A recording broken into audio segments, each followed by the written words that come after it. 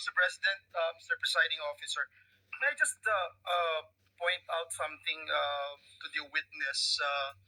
Mr. President, Your Honors, the witness mentioned yesterday that reported statements of the Vice President were referred to the Presidential Security Command and evaluated in coordination with the National Security Council.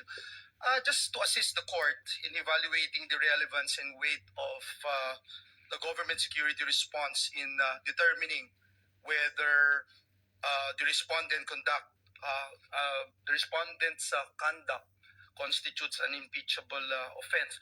May we know from the witness could the witness explain yung threats po ba, how threats against the president are ordinarily assessed by the government? Kasi dito yung lumalabas yung pag-weigh natin whether or not meron bang bigat yung threat o ito'y ordinaryong threat na nangyayari sa pang-araw-araw nating buhay. Specifically, Mr. Witness, what factors are taken into account in evaluating a reported threat and in determining appropriate measures?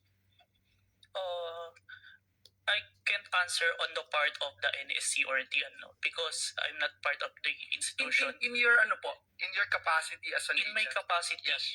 one of the consideration if it's a active threat, if it's the one giving the threat is capable of doing so.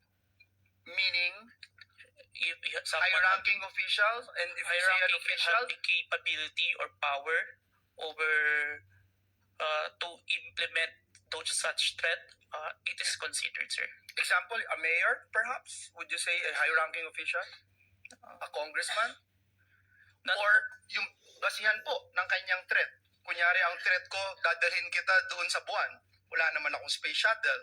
So, wala din pong bearing yon. Is that the correct assumption? Not only, sir, but also how it was delivered, sir.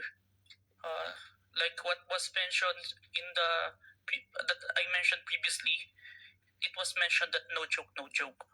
It's a serious. So, that is the...